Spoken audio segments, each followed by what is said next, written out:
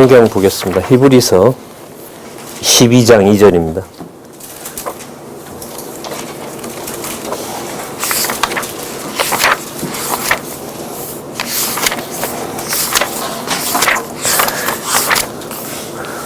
제가 읽겠습니다.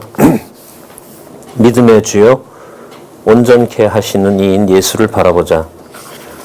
저는 그 앞에 있는 즐거움을 위하여 십자가를 참으사 부끄러움을 개의치 아니하시더니 하나님 보좌 우편에 앉으셨느니라. 예. 우리 교재에는요, 박용기 저 성경강론 17권 9068 페이지 되겠습니다.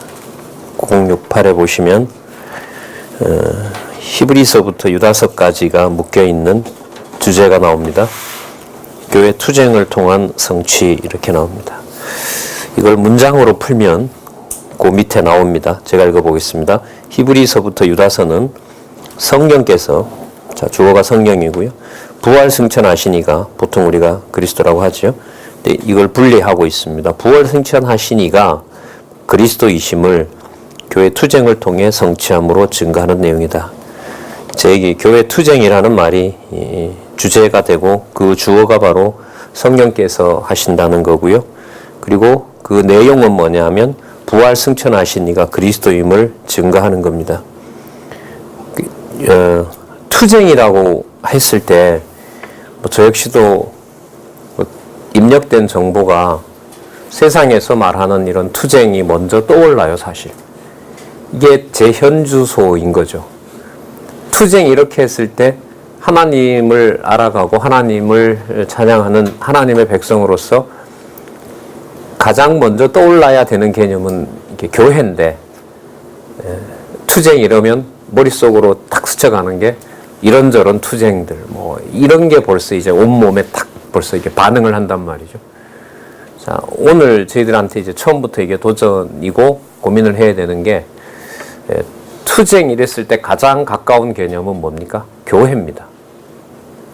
오늘 저희들이 이제 안내를 받고 그런지 아닌지를 이제 성경을 통해서 확인해 가야 될 텐데요.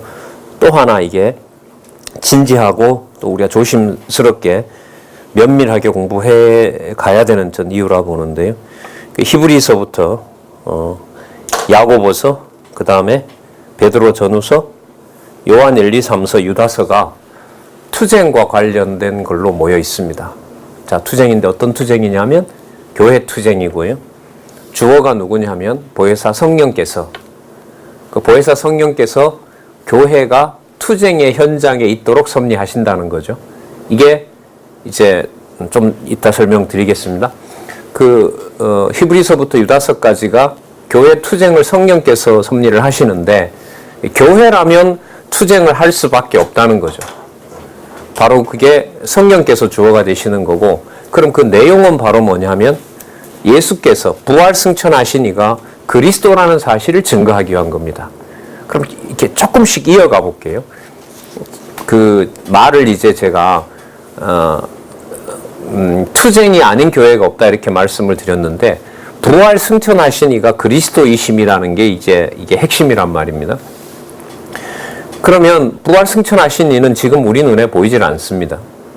이분은 마가복음 16장 19절에 의하면 아버지 우편에 아버지 아들로 승천해 계시고요. 약속하신 성령께서 오셔서 우리가 보는 짧은 기간에, 구약은 한 1100여 년 정도 걸렸죠. 1000년 이상 걸린 기록인데, 보혜사 성령께서 오셔서는 사도들을 들어서 한 60년경부터 95년으로 보면 35년에 그냥 성경을 마무리해 버리셨어요. 이거 참 저는 제가 볼 때 상당히 이거 흥미로운 일인 것 같습니다. 그런데 그 부활 승천하신 이가 그리스도이심을 보여준다는 말은 보이지 않는 그리스도가 세상을 주관해 가시고 교회의 투쟁을 결정하시고 인도해 가신다는 것을 각자에게 주신 내주하시는 성령께서 증거한다는 게 바로 이 내용입니다. 그러니까 지금 우리로 보면 어느 나라 곳곳에 지금 전쟁 늘어나고 있습니다만은 어느 경우보다가도 투쟁의 본질과 그 양상이 오직 부활 승천하신 그이가 지금도 살아계시다라는 사실을 확증하는 전쟁이 일어나고 있는 겁니다. 이거는 어디에서 가져올 수가 없는 말들입니다. 지금 이 드렸던 말은. 그리고 우리가 이것을 교재로 사용하고 있는 것은 성경을 성경대로 가장 하나님 중심으로 안내하는 성경신학이기 때문에 저희들이 모인 것이고요. 아까 목사님 얘기하신 대로 열심히 공부하셔서 뭐 2달 만에 예배도 이제 늘 어쨌든 제가 먼저 안내를 해드리고 목사님도 확인하고 그런 어떤 시간들을 보내는 것처럼 그 상황이 그렇게 만만치 않은 상황입니다. 그래서 히브리서부터 유다서는 세상에 어떤 이권을 두고 싸운다면 진흙탕에서 사는 세상 사람들하고 같겠죠. 근데 뭐 제가 이런 말씀을 드리는 건 저는 그렇게 구별된 삶을 살거나 뭐 이런 게 아니라 또 한 번 정신을 차리게 되는 거죠. 이게 투쟁 상황이다, 전쟁 상황이다라는 걸 우리가 기억을 하면서요. 이 히브리서부터 유다서까지 보도록 하겠습니다. 그러면 이게 지금 4장이니까 좀 참조를 하도록 하겠습니다. 여기 보면 원래 이 절 안 가져왔네요. 4장, 교회 투쟁을 통한 성취가 이제 히브리서에서부터 유다서까지. 자, 일단 히브리서의 유대주의에 대한 경계, 이걸 저희들이 살펴볼 겁니다. 주어는 성령께서 유대주의를 경계하도록 합니다. 유대주의가 뭐냐 하면 밑에 보면 그 답이 나와요. 예수님의 신분이 우월하다라는 것을 부정하는 것이 유대주의입니다. 우리로 보면 부활 승천하신 그분께서 어느 누구도 비교할 수 없는, 이제 히브리서 본문으로 가면 천사가 먼저 나오죠. 천사고 유대인들이 봤을 때는 모세와 아론보다 높은 사람은 없죠. 그분보다 우월한 분이다라는 거고, 신분이 우월하니까 뭐 하는 거냐면 사역도 하시는 일도 뭐 할 수밖에 없어요. 우월할 수밖에 없는 거고, 따라서 하나님의 교회가 지금 믿도록 하신 복음은 신앙에 있어서 탁월한 것이다. 우월하다, 다르게 말하면 좀 탁월하다. 타의 추정을 불허한다. 이런 개념으로 보시면 됩니다. 자, 그러면 아까 요절을 저희들이 12장 2절 읽었잖아요. 믿음의 주에 온전케 하신 주를 바라보자 라고 했고, 그분은 십자가에서 그걸 즐거움으로 받으셨다. 이렇게 되는 거죠. 그럼 자, 여기서도 이게 투쟁 모드로 가잖아요. 그러니까 이게 우리 목사님들이 말을 뭐 어쨌든 우리는 그런 훈련을 받아서 뭐 입만 열면 탁 나오는 건데, 이 성경을 배우면서 이렇게 뭐라 그러죠? 이 달변이라는 게 상당히 조심스러워집니다. 이게 교회 투쟁으로 가는데 요절을 뽑은 데 보면 십자가를 즐겁게 받으셨다라는 거죠. 이게 우리가 흉내낼 수가 없는 거란 말이죠. 그리스도께서 하신 일이고, 그러면 십자가를 즐겁게 받으셨다라고 하는 것이 그리스도께서 살아계셔서 십자가에 당한 것이 아니라 뭐 하셨다는 거죠? 십자가에다가 당신을 내어준 개념이 되는 겁니다. 그러니까 패배한 게 아닌 겁니다. 그럼 벌써 이 말도 이렇게 떠올리면 고린도 전서 1장과 2장에서 사실 이 개념이 1, 2장에 걸쳐서 벌써 충분히 설명이 됐죠. 그러니까 그 십자가가 하나님의 무능력이 아니라 바로 하나님의 뭐다? 능력이었다라는 것을 이미 고린도 전후서에서 얘기를 하고 있단 말이에요. 그러니까 어떤 말 하나하나가 다른 성경과 다 연관이 되어 있어요.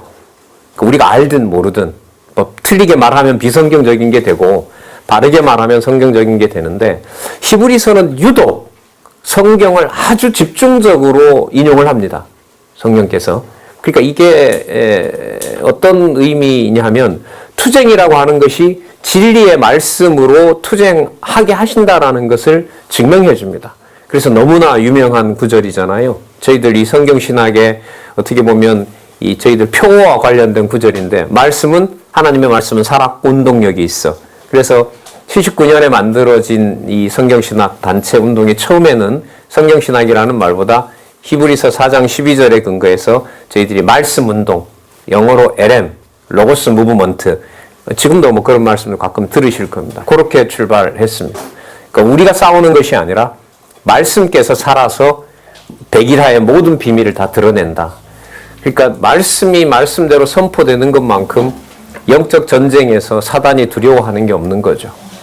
그러니까 한국 교회를 지금 하나님께서 진리를 보게 할 거냐, 쌓아놓은 재산들을 요즘 뭐 어떤 M회사인가 거기 집중적으로 교회를 고발하는 일로 아마 시청률 올리려고 하는데, 저도 그 교회 어떤 행사 때문에 가봤거든요. S교회 엊그제 왜 PD 수첩에서 했잖아요. 저도 그 교회 가봤는데 아주 뭐 유명한 교회죠. 뭐 한국의 손가락 안에 들어가는 분이고 뭐 수백억 재산이 되니까요. 거기에 전부들 마음이 쏠릴 수밖에 없는 거죠. 자, 그런데 이제 두느냐 아니면 오로지 진리투쟁을 하는 상황으로 우리를 인도해 가시느냐 그 사이에다 저희를 일단 두고 있는 것 같습니다. 어쨌든 십자가에 즐거이 당신을 드렸다라고 하는 것은 십자가에 당한 것이 아니라 당신이 십자가를 주도해 가시는 거죠. 주도해 가시는 겁니다. 이 말씀도 성경적 근거가 있습니다. 누가복음으로 돌아가야 되는 거죠. 이럴 경우에는. 그러니까 지금 도표를 보면서 말씀드리는데 여기 도표에 나타난 이 개념들이 전부 성경에 근거를 둔 개념들이란 말이죠. 그래서 저희들이 이제 따라가면 성경의 안내를 받는 거 아닙니까? 자, 그럼 다시 돌아와서요. 히브리서 같은 경우에는 이제 유대주의, 예수님보다 높이고 예수님이 하는 일을 모르고 그러면 신앙이라는 것이 내 중심이 되고 그걸 뭐라 부르냐면 유대주의라 부르는 겁니다. 유대주의. 자, 그러면 그 세속주의는 바로 뭐냐면 예수께서 높으신 분이고 예수께서 하시는 일이 탁월하고 성령께서 예수님께서 보내신 성령께서 우리를 이끌어가는 신앙이 얼마나 탁월한지. 자, 여기서 또 가져오면 3장으로 갈게요. 3장이 어디서부터 출발했습니까? 교회 무장을 통한 성취에서는 에베소서부터 우리가 지난번에 빌레몬서까지 마쳤잖아요. 에베소서는 그야말로 교회의 본질과 실체를 어디에다 두는 겁니까? 창세전에 두는 거죠. 그러니까 우리가 지금 신약교회에 있지만 신약교회에 드러난 비밀은 유대인과 이방인이 함께 하면서 하늘에 속한 일로 보여준 겁니다. 우리가 원했던 것도 아닌데 이렇게 짧은 기간에 아까도 잠시 말씀드렸습니다. 이제 4월 말이 되면 이 여러분들 보고 있는 이 성경신학 도표 의미분석 성경개론의 내용이 32년 만에 검증의 검증을 거쳐서 강론지까지 다 완성되고 결론도 이미 나와 있는 상태에서 성경개론 2005년도께 이제 다 끝났죠. 절판도 되고 그래 지금 저자가 아마 어제나 그저께 아마 계시록까지 다 탈고한 걸로 제가 알고 있습니다. 다음 주에 이제 교정본이 나온다고 하니까요. 어떻게 받아들이실지 몰라도 뭐 이게 뭐 어떤 것하고 비교할 수 없는 요즘 근래 또 저는 신학 책을 요즘 많이 봅니다. 하루에 한 반 정도는 뭐 제 일 때문에라도 보는데 와 이게 어떻게 여기서 벌어지지? 뭐 세계적으로 지금 뭐 큰 일이 뭐 연일 뉴스가 됩니다만은 뭐 그 일이 왜 벌어져야 되지라는 것까지 막 이렇게 보이면서 성경을 공부하지 않으면 안 되는 마음을 하나님이 주는 지금 그런 상황에 저희들 두셨거든요. 자, 그래서 에베소서부터 시작해서 빌레몬서에 마친 내용으로 보면 교회 무장을 통해서 부활 승천하신 그분이 살아계셔서 교회의 머리 되신다. 이걸 지금 확증해주고 있습니다. 그러니까 창세전 비밀, 그러니까 하늘에 속한 사람의 눈으로는 도저히 알 수 없는 요한복음에 보면 니고데모의 눈으로는 도저히 볼 수 없는 본래 하나님이셨던 그분이 성육신 하셨단 말이죠. 말씀이 육신이 되신 그 일이 이방교회, 그것도 이 대한민국에서 또 허리가 잘린 이 나라에 토굴에서 공부하는 북쪽의 성도들도 있고 우리처럼 이렇게 온갖 낙을 누리면서 공부하고 있는 이 시대에 어쨌든 터져버렸습니다. 완결될 겁니다. 32년 동안 증명을 받은 거고 어느 누구도 반박을 할 수 없고 가져가서 이제는 어느 정도 서울 경기 지역 어느 정도 보편화되어 가고 있는 또 이렇게 출처를 밝히지 않고 하는 우리 방송하시는 장로님 얘기 들어보면 그 상황까지 왔고 그게 이제 4월 말 기독교 지도자 협의회 포럼에서 여러분들과 같이 아마 그 책을 검토하고 또 강의 듣는 일이 일어날 겁니다.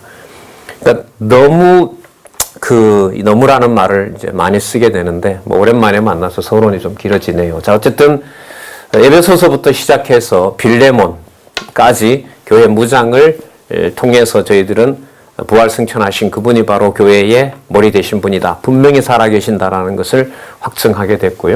그러면 머리 되신 그분께서 어떤 투쟁을 전개하느냐. 싸움은 그 깃발만 잘 보면 되잖아요.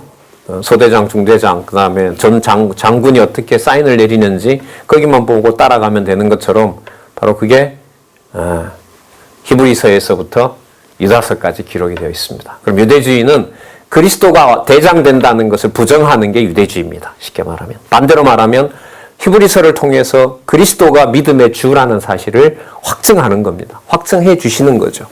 그런데 확증이 되면 어디를 보지 않겠습니까? 세상의 크고 무서운 것으로부터 자유로워지겠죠. 그래서 두 번째가 바로 세속주의에 대한 뭡니까? 배격이 되는 겁니다. 세속주의는 그리스도가 머리 대신 교회를 그리고 성도를 내 마음과 내 욕심대로 써먹는 것이 세속주의입니다. 참 무서운 말이죠. 우리 시대에. 참 이 성경신학이 이렇게 좋아하는 것처럼 보이는 제가 모든 기획의 마지막에다가 이 사람들 어떻게 적절하게 내 중심으로 써먹지? 버려놓으면 별 수 없는 겁니다. 많이 봤고요.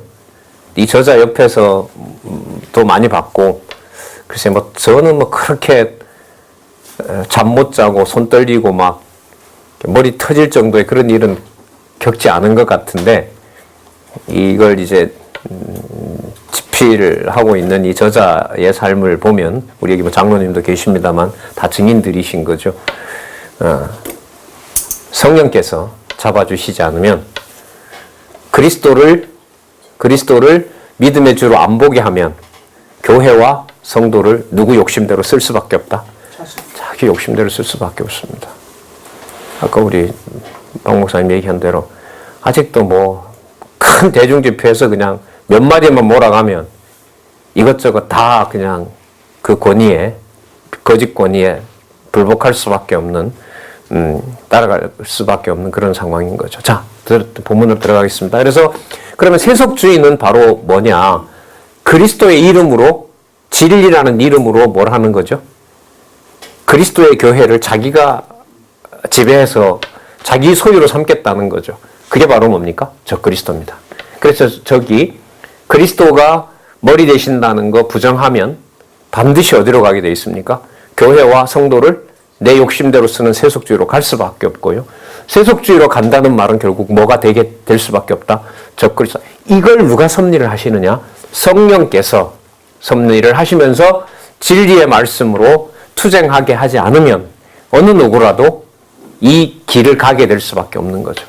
또 그리스도께서 머리 되셔서, 그러니까 목사님들 이게 이런 게 이제 들어가게 되면, 이게 우리가 지난번에 교회 무장을 통한 성취에서 교회의 단위가 어디서부터 출발한다고 거듭 확인했죠. 에베소서 끝에 빌레몬서 끝까지 마지막에 인사를 사도 바울을 통해서 할 때 그 단위가 뭐였습니까? 대형 교회였어요? 아니, 가정교회였어요. 이거 꼭 염두에 두셔야 되고요. 신학적으로 잘못됐으니까요. 오순절 신학의 그게 축복 이게 아니었던 것 같아요. 지금 와서 생각하면 오순절 교회는 가정교회를 새벽부터 파괴시켜 놨어요. 와서 그렇게 시작하지 않으면 잠자고 있는 부부를 떨어뜨려서 교회를 억지로 불러내버린 거죠. 그렇게 시작을 하지 않으면 하나님께서 복을 안 준다라는 말에 한국교회가 새벽기도 신앙으로 그렇죠. 모르겠습니다. 새벽에 나가서 아침부터 공부한 분들도 있겠지만은 우리의 어떤 전통적인 어떤 지금까지 관습으로 보면 그 일을 하나님께서 지금 말씀으로 이제는 새벽에 자녀들 볼 수 있고 함께 할 수 있다면 시간을 하나님 주시면 가정교회 회복이다라고 하는 것이 저희들한테 중요하게 확인된 바 있습니다. 그러니까 그 교회를 포함해서 그 교회를 성령께서 세워주시지 않으면은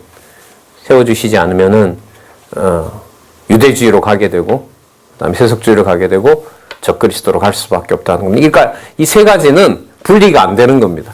적그리스도가 됐다는 말은 내가 세속주의자가 됐다는 말이고, 그것은 바로 유대주의자가 됐다는 거죠. 그게 이제 많이 다른 사람을 만나는 저희들 경우로 보면 우리가 가장 가까이 있는 가정교회를 소홀히 하기가 쉬운데, 이걸 다시 한번 저희들이 생각하게 되고, 이 가정교회라는 게 꼭 무슨 여러분 우리가 말하는 일반적으로 엄마, 아버지, 할아버지, 할머니가 꼭 다 있어야 되는 문제도 아닙니다. 하나님 먼저 데려갔는데 어떻게 해요? 그러니까 가장 가까이 있는 사람, 눈 뜨고 잠자고 할 때 가장 가까이서 나랑 함께 하는 사람, 예를 들면 이런 복지관 같은 경우에는 너무 중요하겠죠, 사실. 남이긴 남인데 어떻게 보면 매일매일 봐야 되고 매일매일 아침 저녁으로 봐야 되고 끼니마다 봐야 되고 하는 그 개념에서 본다면은 가정교회의 의미를 새삼스럽게 생각을 하게 되죠. 유대인들로서는 좀 더 심각하겠죠. 왜냐하면 짐승같이 취급받던 이방인들과 모처럼 지내는 일이 벌어졌으니까요. 형제와 자매로 불러야 되고 종과 자유의 관계가 깨지고 왕과 왕족이나 귀족이다 그런 틀들이 다 깨진 상태에서 아담에게 허락했던 3대 언약, 자손 땅 통치 언약을 유대와 이방인, 종과 자유, 우리 뭐 빌레몬서에서 봤지만은 오네시모 같은 경우에 종 중에서도 그냥 아주 그 못된 종, 그 인간까지 뭐로 내 형제요, 자식이요, 동력자요, 신복으로 삼게 하시는 이 일이 여러분 말씀을 통해서 성령께서 주관해 가신다는 거죠.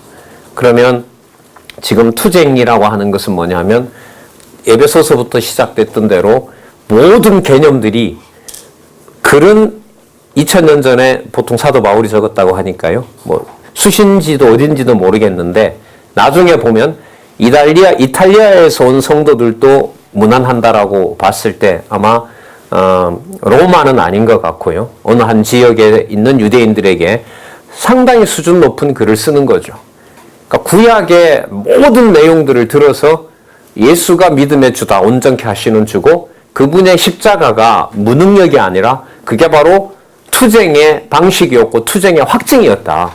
그러니까 죽음을 즐겁게 맞으시는 분이 바로 죽음을 넘어선 분이다라는 것을 히브리서에서 투쟁의 장군 되시는 그리스도를 소개하고 있는 거잖아요. 자, 그러면 이제 에베소서에서 얘기했던 하늘에 속한 일들이 히브리서에서부터 유다서까지 그렇게 딱 생각하고 제가 유다서를 집 애들하고 2주 전에 공부를 했는데요. 단 한 장인데 참 묘해요. 저게 유다서가 한 장인데 개념 하나하나가 짧게 가까이 보면 히브리서부터 시작된 개념들이 거기 다 모여 있어요. 다 모아서 이제 어디로 넘겨주냐 하면 계시록으로 넘겨요. 저희들이 앉았을 때 좀 애들이고 지금 대학생들이고 해서 히브리서에 나오는 개념들이 유다서에 나오는 개념이 앞부분에 투쟁이라는 말 속에 있는 것들을 다 담아서 계시록에 있는 교회의 승리를 그리스도 부활 승천하시니가 바로 그분이 머리 되셔서 승리하게 하신다는 것을 확증한다. 그래서 유다서를 염두에 두고 계시록을 읽어갈 때마다 유다서의 내용이 그대로 성취되는지 안 되는지 한번 확인하는 게 제일 중요하다. 그리고 이제 공부 방법을 안내한 것처럼 신약 성경에 편집이 있잖아요. 왜 마태복음 다음에 마가복음이고 마가복음 다음에 누가복음이고 이제 연수를 우리 목회자들과 이제 저는 이렇게 시작하게 되면 첫 번째 질문이 사실 그겁니다. 가장 이제 좋은 문제 제기고 왜 신약 성경이 그대로 그 자리에 있어야 됩니까? 이건 뭐 누군가 소개한 적이 없거든요. 그걸 무너뜨리면서 각권을 해체시킨 것이 자유주의 신학이니까요. 자, 그래서 요 세 가지는 저희들 오늘 뭐 어디까지 갈 수 있을런지는 모르겠습니다만은 교회 투쟁을 통한 성취, 지난번에 있었던 교회 무장을 통한 성취, 교회 무장을 통한 성취 앞에는 로마서부터 갈라디아서까지 교회 양육을 통한 성취, 앞에는 교회 설립을 통한 성취. 누가 하시는 일이죠? 성령에 의한 성취. 성령에 의한 성취는 자기 마음대로 하실까요? 아닙니다. 예수께서 약속하신 거. 그래서 뒷부분으로 갈수록 성경 공부가 부담스러워지는 게요. 히브리서가 끝나가는데 복음서 내용이 떠오르지 않아. 세상 가장 심각한 거죠. 그러니까 투쟁이라고 하는 것에 대해서 머릿속으로 그리스도가 전개하시겠다고 했던 세상에 계시면서 약속한 내용들과 단절이 일어난 거죠. 그런 건 진리투쟁에서 어떻게 보면 승리하지 못하는 겁니다. 그래서 이게 양이 중요한 게 아니라 매일매일 주시는 말씀을 뭐 만나 하루 먹을 양이 정해져 있는데 며칠 거 모아놓는다고 먹을 수 있는 것도 아닌 것처럼 그때그때마다 말씀을 볼 수 있는 여건과 환경을 주는 게 제가 볼 때 너무너무 감사하다는 생각이 듭니다. 자, 그래서 오늘 먼저 9068의 교회 투쟁을 통한 성취 교재 안내를 잠시 드리도록 하겠습니다.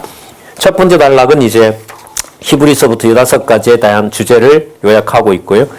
그 다음에 두 번째 단락에 보시면 그 내용들을 그대로 풀어놓고 있고요.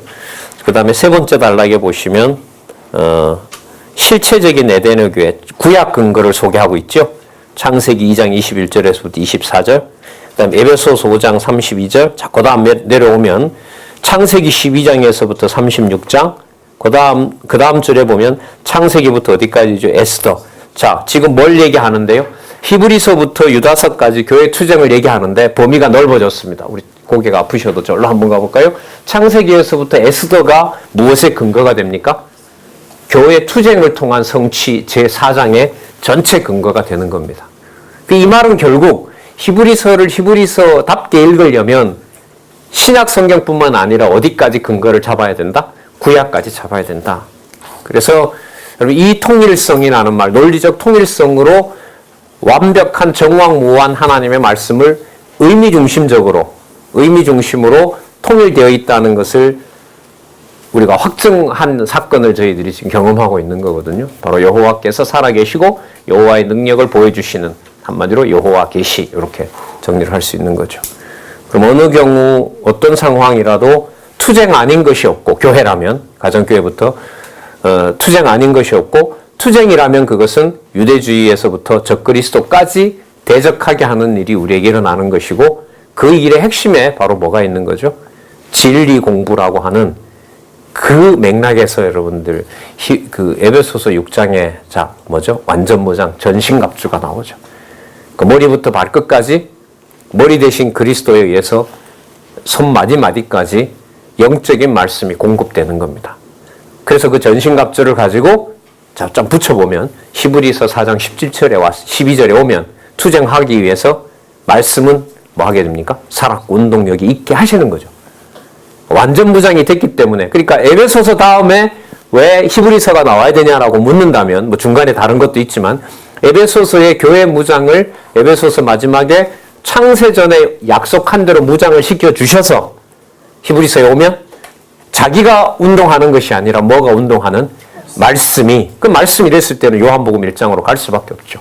창세전 영원하신 능력이 드러나는 겁니다. 그래서 교회의 일이, 저는 자꾸 엄하다는 말씀을 드리는 게, 이젠 가정교회까지 와서 애들한테도 명령하는 게 뭐 다 커서 그런지는 몰라도 이게 자꾸 부자연스러워져요. 이게 막 야 잘하는 말이 이게 쉬워지질 않고요. 뭐 해줄 거 다 해주고도 막 생색도 못 내겠고, 이 성경이 사람 참 피곤하게 해요. 예, 그 애들한테 뭐 창세전 성도 아닌가 농담 한마디 하면 막 등에서 벌써 막 이렇게 듣기 싫다는 거죠. 당신은 당신 권리를 하나님이 준 대로 한 거지, 그걸 가지고 우리한테 어떤 보상을 받으려고 하면 안 된다, 이런 모드거든요, 이게. 근데 이게 또 사실이고, 성도들에 대해서 여러분 예를 들면 뭐 거저받았으니 거저주라, 우리 기독교 지도자 협의회 지금 개혁의 모토 아닙니까? 거저받았으니 거저주라. 어떤 계산 속에서 이루어지는 것이 아니라, 이 저자가 한 40년 경험이 있다 보니까 목사님들 만나면 그러시잖아요. 성경대로 해보세요. 하나님 굶겨 죽이는가? 이거 제 경험에서 나온 건데 절대로 굶겨 죽이지 않습니다. 그 말은 여러분들 하나님을 믿고 하나님을 알게 하는 치열한 공부가 일어나는데, 하나님께서 그 일은 반드시 이 시대에 약속을 한 건데 그 일이 멈춰지지 않는다면 말씀 전하는 자를 붙들어 주는 것이 아니겠습니까? 약간은 좀 경험적 확신을 통해서 거기에 대한 성경적 근거로 주장을 하시는 거겠죠. 그래서 지금 여기 있는 대로요, 구약의 모든 것을 근거로 해서 뭐가 일어나고 있다? 투쟁이 일어나고 있다 하는 겁니다. 투쟁이 일어나고 있다. 보통 전쟁이 아니죠. 자, 그 다음에 9069에 보면 밑에서 세 번째 줄에 창세기부터 여호수아까지 나타나 있잖아요. 그럼 좁혀 들어가는 거예요. 어디로 좁혀 들어가냐 하면 히브리서 주제가 뭐기 때문에, 교회 투쟁이기 때문에 교회 투쟁과 관련된 구약의 근거를 뽑아내주는 거죠. 이건 저자로서 너무 친절한 거죠. 구약의 언약대로 신약에 성취된 것인데, 구약의 여호와의 메시아 언약이 신약의 메시아 성취로 된 거잖아요. 그러면 지금 주제가 뭐냐면 교회 투쟁이니까 투쟁과 관련된 사례를 잘 보세요. 예수님이 우연히 한 것도 아니고요, 성령이 우연히 하는 게 절대로 아닙니다. 그래서 성경 신학을 공부해 가실 때, 성경을 공부할 때 저희들이 사건을 볼 때 가장 경계해야 될 말이 하나 있어요. 그게 바로 우연성입니다. 우연성. 우연과 필연 이런 말을 우리가 쓸 때요. 보편적으로 우연이라는 말을 본능적으로 우리가 쓰게 돼 있어요. 이런 일이 일어났는데 이런 벌써 우연성에 매이는 겁니다. 그런데 히브리서를 좀 이따 저희들이 보겠습니다만은 한 사건에서 구약 성경의 몇 구절을 한 사건에다가 몰아넣습니다. 그러니까 구약 성경을 갖다 압축을 시키는 거죠. 뭘 설명하기 위해서? 교회 투쟁을 하시는 그리스도께서 머리 되신다는 유대주의를 경계한다는 걸 알려주기 위해서. 그럼 강론 시간이 길어진다는 말은 내 설교가 길어지는 걸로 가면 이거는 진짜 무서운 겁니다. 더 배우고자 하는 분들한테는 무엇을? 몰랐던 성경적 근거로 안내해서 자 우리 그림 뭐 어느 거나요? 언약과 성취 섭리도 저기도 있으면 여기 보면 영원적 언약 성취로 가는 거거든요. 그러니까 우리의 존재를 어디다가 데려다 놓는 거예요? 성경을 성경대로 소개를 많이 하면 창세전으로 데려다 놓는 거예요. 창세전으로 데려다 놓고 자, 이 5번째 그림 볼까요? 하나님께서 인간이라는 육체 안에 하나님이 뭘 공급하고 계세요? 생기를 공급하고 있잖아요. 그래서 제가 어제 우리 애들하고 잠시 공부하면서 잘 공부를 이제까지 안 하다가 요즘은 좀 성경 읽자 해도 크게 불편하지 않아서 요즘은 좀 방학에서 보자고 하는데 이 두 그림을 머릿속에 항상 좀 염두에 뒀으면 좋겠다. 이거는 전체를 보지 않으면 도저히 나올 수 없는 그림이다. 이건. 그럼 이 동그라미가 여러분 10개거든요. 그럼 10개를 5개만 하나님이 하시고 5개는 우리가 하는 건가요? 아니죠. 그러면 작은 동그라미부터 큰 동그라미까지 어떻게 이해를 되냐면 하나님과 세계와 인간의 관계도를 가지고 하나님께서 모든 동그라미에 뭘 공급하신다? 그렇죠. 내 시대뿐만 아니라 다윗의 시대뿐만 아니라 유다 시대뿐만 아니라 이스라엘 시대뿐만 아니라 구약 시대와 창조부터 심판까지 다 뭐가 공급되는 거죠? 영원한 생명이 공급되는 거고 지금의 전쟁은 칼과 창으로 싸우는 것이 아니라 전신무장을 진리의 말씀으로 꽉 채워서 영적 세계가 보이는 싸움을 전개하는 겁니다. 그래서 이 유대주의에 대한 경계 처음에 뭐가 나오냐 하면 천사보다 우리가 우월하다라는 얘기를 할 수밖에 없어요. 이게 지금 아주 중요한 진입인데요. 왜 중요한 진입이냐 하면 하나님께서 통치하시는 그리스도가 통치하시는 하나님의 교회에 보이지 않는 영적 세계까지 보여주는 것이 바로 뭐냐면 히브리서라고 보시면 돼요. 천사 안 보이잖아요. 그러나 천사라는 존재에 안 보이게 되면 천사를 유대인들이 예수님이 하도 안 오니까 이 사람 지금도 천사 숭배가 있습니다. 유대인들은. 왜냐하면 메시아가 왔다고 믿지 않기 때문에. 그럼 누군가 돌봐줘야 되는 게 바로 그게 뭐냐면 천사거든요. 근데 지금 히브리서에서는 그걸 없애버리는 거죠. 언제 천사 보고 아들이라고 한 적이 있느냐. 우리를 보고 아들이라 그랬지. 도구다. 악한 도구 사단에 대해서는 뒤로 가면서 나오죠. 그래서 저게 바로 적그리스도인 거예요.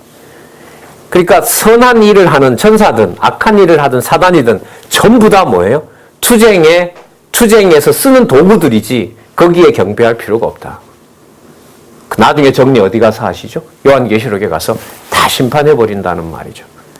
그래서 이게 여러분 영적 세계, 보이지 않는 영계까지 우리의 영혼을 자유롭게 되도록 하나님께서 영원한 생명의 생기를 우리에게 불어넣고 있다. 뭘 통하여? 이렇게 잘 쓰여진 한글로, 이렇게 아름다운 한글로.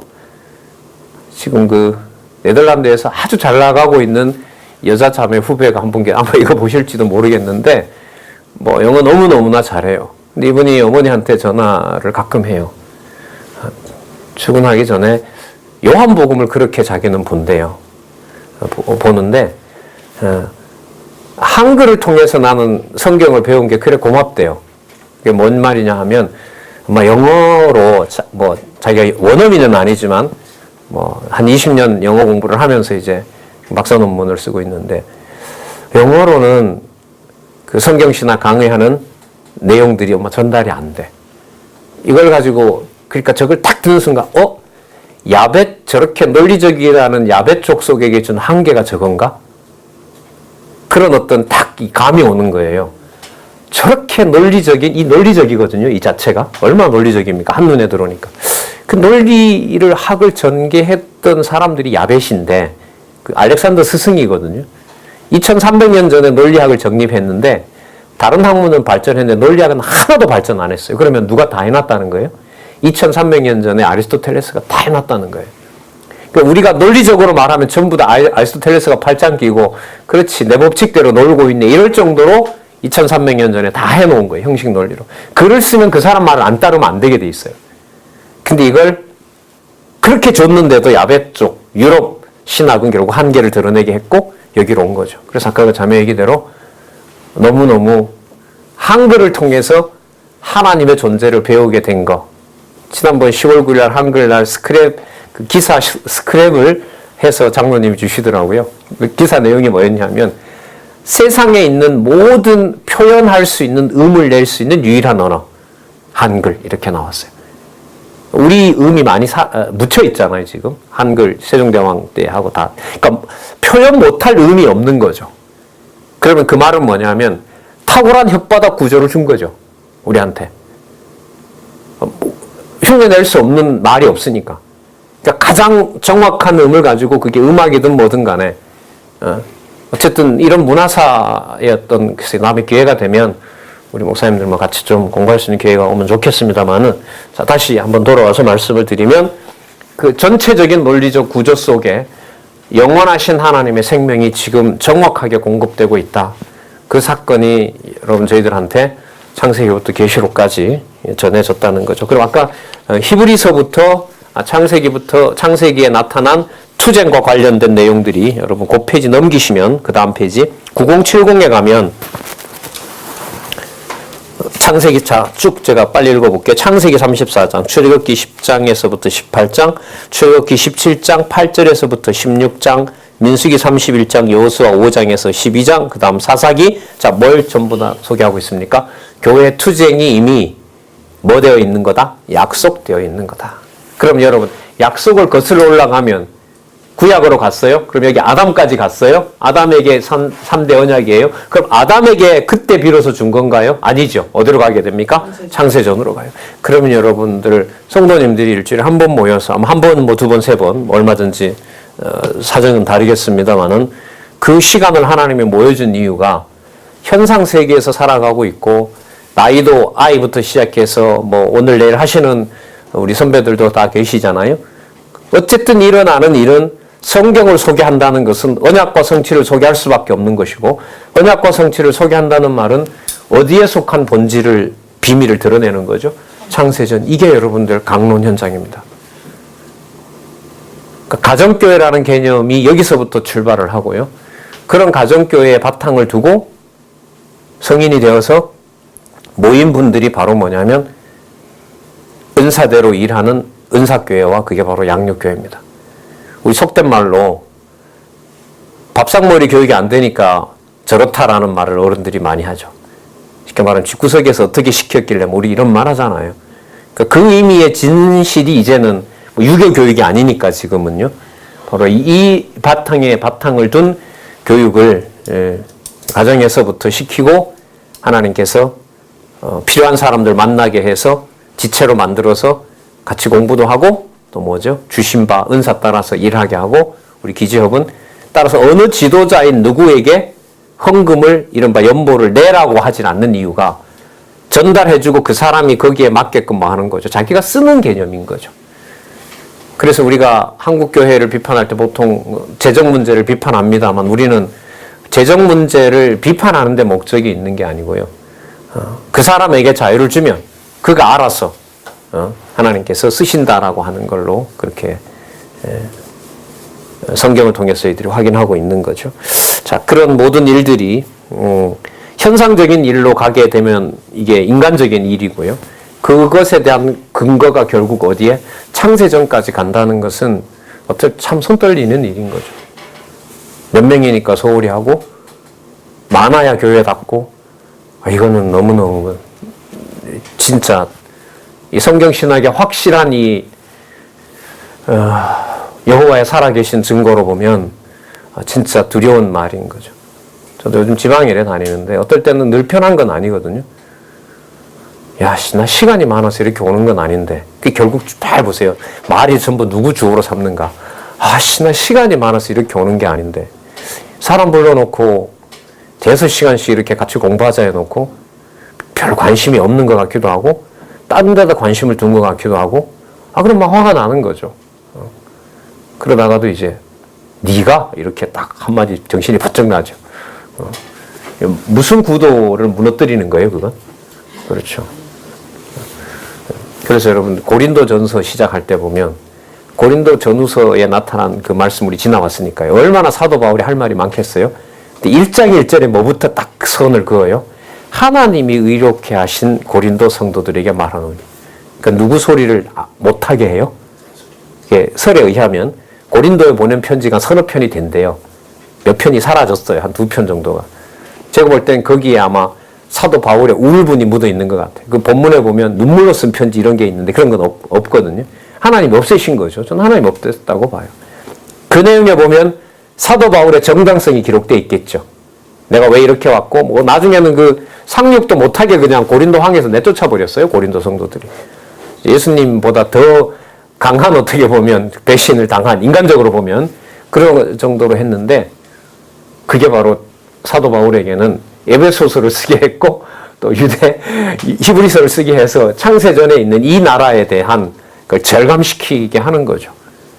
이 풍성한 열매가 우리 여기 계신 이제 우리 선배 목사님들과 또 가정교회를 비롯한 목사님들이 함께하는 양육교회나 또 은사교회 여러분들의 지체들과 어떻게 이제 열매가 맺어질지 그 열매는 분명 세상 열매는 아닙니다. 전사로 어떤 방식으로 싸우게 되실는지는 모르겠지만은요. 자, 그 다음에 9070의 두 번째 단락은요. 조금 전까지는 어디 근거를 가지고 교회 투쟁의 근거를 설명했죠? 구약. 이번에는 잘 보세요. 교회 투쟁을 통한 성취가 사도행전부터 시작한 뭡니까? 성령에 의한 성취잖아요.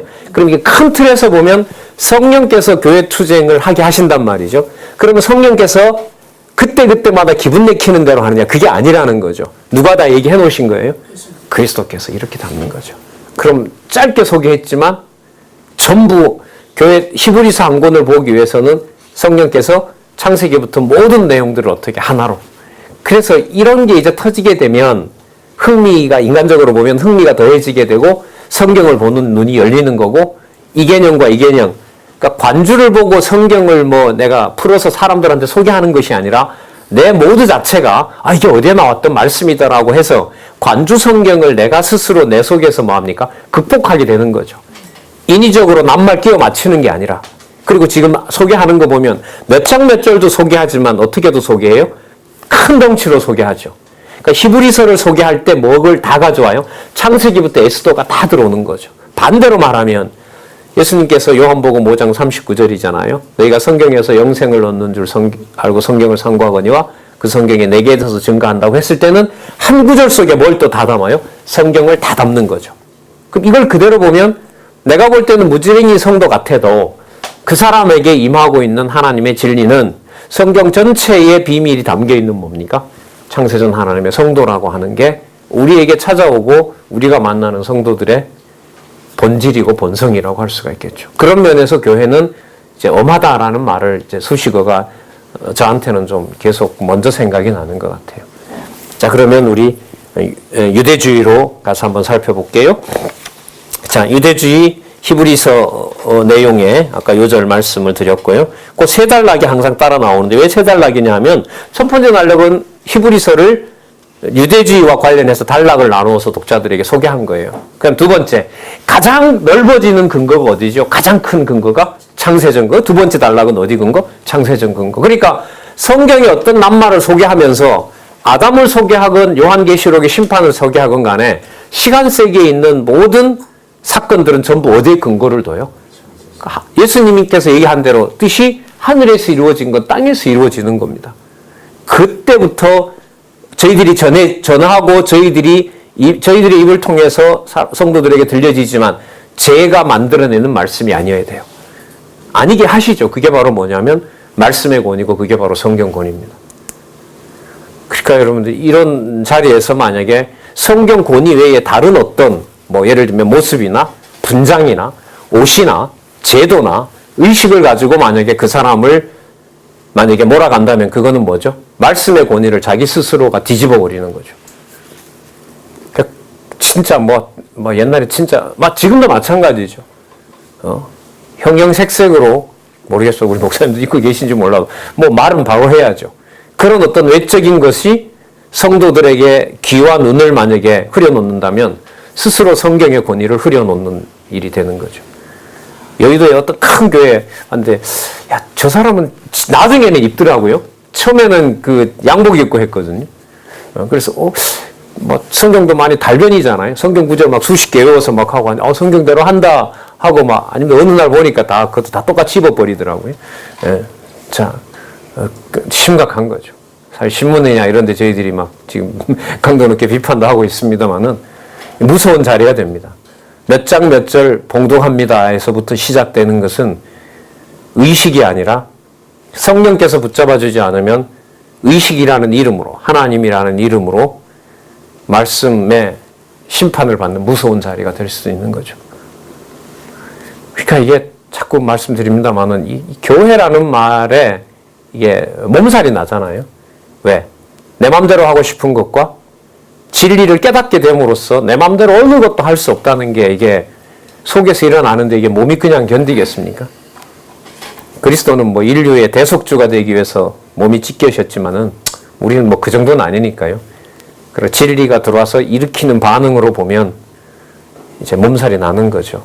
도끼나 살기를 빼서 영적 투쟁으로 인도해야 되니까. 그 다음에 여러분 세 번째 단락은 바로 뭐냐면 창세전 근거를 잡고 또 다른 근거가 뭡니까? 이게 큰 틀에서는 신약 안에 있기 때문에, 성취 안에 있기 때문에 어디 구약 근거.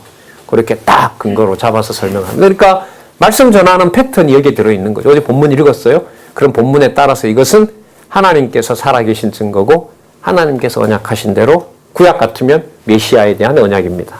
메시아가 오신 증거이고 그게 좀 적용입니까 이게? 그게 결혼식이든 장례식이든 기쁜 일이건 나쁜 일이건 말씀 볼 수 있는 교회가 되면 하나님께서 하시는 교회 세우는 일입니다. 세우신 교회 하나님 양육하고 계시는 거고요.